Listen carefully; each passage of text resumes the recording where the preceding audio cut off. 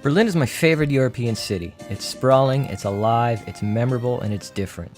It was once one of the darkest places on Earth, and few will forget that. But now, it's a place for everyone. Our kids loved its many playgrounds, while Yashi and I could not get enough of the food and drink we discovered. We spent 10 days in Berlin this past summer, but started out modestly, using our first afternoon to do a little reconnaissance with the help of the Berlin City Circle Sightseeing bus tour. Quickly, we were reminded of the city's dark past as we drove past the memorial to the murdered Jews of Europe. It's a jarring sight, fittingly, and a place that we would return to a few days later. Along the tour, we encountered the Reichstag, the seat of the German parliament, as well as the Tiergarten, an enormous public park in the heart of the city. Both places we would revisit in the coming days. We eventually passed Checkpoint Charlie, the most famous crossing point between East and West Berlin during the Cold War, and our last stop was at the Gendarm Market, site of the Berlin Concert House, and, as we discovered, a fantastic place to chase bubbles. The area was one of the better places in the city to explore on foot, and we ended our day walking along the Friedrichstraße, one of the main shopping areas in Berlin.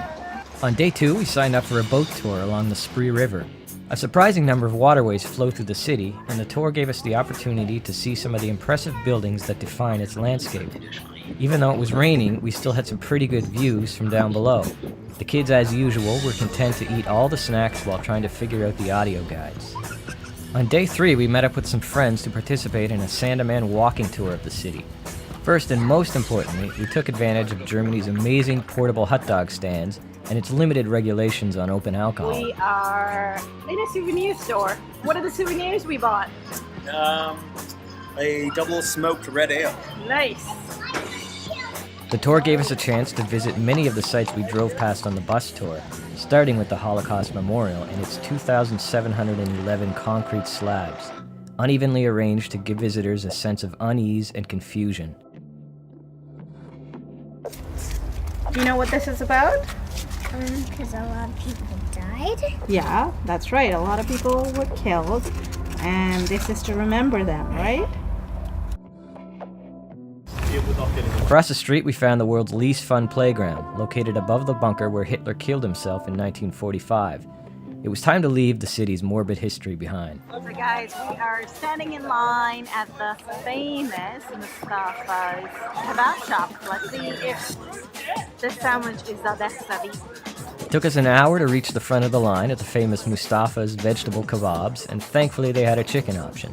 It was pretty delicious, and I then managed to corral our well-fed group to Hopfenreich, one of the city's best craft beer bars.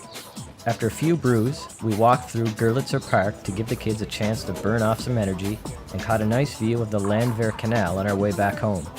Though we did save some time to take advantage of the empty playground in our neighborhood.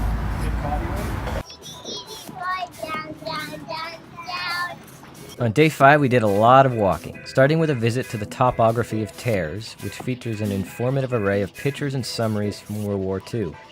We then took the subway to Alexanderplatz Station, where we caught a view of the television tower. After a late lunch, we headed back across town toward the Tiergarten, which seemed like the best place to grab a beer and enjoy the lush greenery of the beautiful park. With all that beer energy, we ended our day outside the Brandenburg Gate, which attracts as many visitors at night as during the day. We got a late start on day 6, though the kids still had lots of energy. Our first stop was at the Berlin Bunker Story, which allows visitors to experience life underground in 1945. We then spent the evening at Eschenbrau, a fun beer hall near Leopoldplatz. It was nice to sit down after so many days of exploration. The beer there was affordably priced and very good. Our day 7 adventure started at the Südbrunnen outside Bahnhof-Wittenbergplatz, where we caught the United Buddy Bears. Yeah. So I've wanted to come see these bears since day 1. The kids really loved the colorful display, which was created as a means of promoting tolerance and understanding for different cultures. We quickly found Sri Lanka and then eventually Canada. Oh, I was looking for it in C, but of course, Canada is with a K in German. That's a Canadian bear, guys. Later that night, we visited the Reichstag. We're at the rooftop of the Reichstag building here in Berlin, and it is free to enter the Parliament building here as long as you sign up online. We got a confirmation pretty much the next day after signing up, and I highly recommend climbing it around sunset for the best views in the city.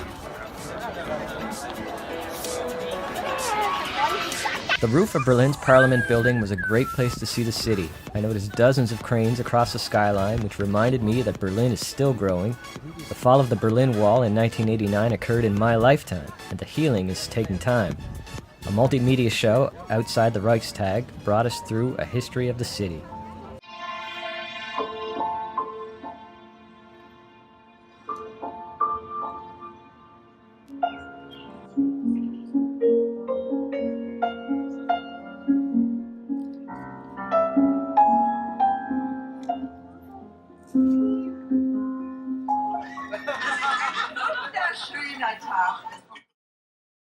Given our love of food, it was only natural that we should take part in the Bite Mojo Food Tour, a self-guided adventure through some of Berlin's dining hotspots. We definitely ate well that day. We made the rest of the week about the kids, visiting the International Garden Festival of Berlin, as well as the Machmet Children's Museum. Click the links to follow along with our visits of these two great attractions. If you liked our video, give us a thumbs up and subscribe below. Kids coming for a birthday party here.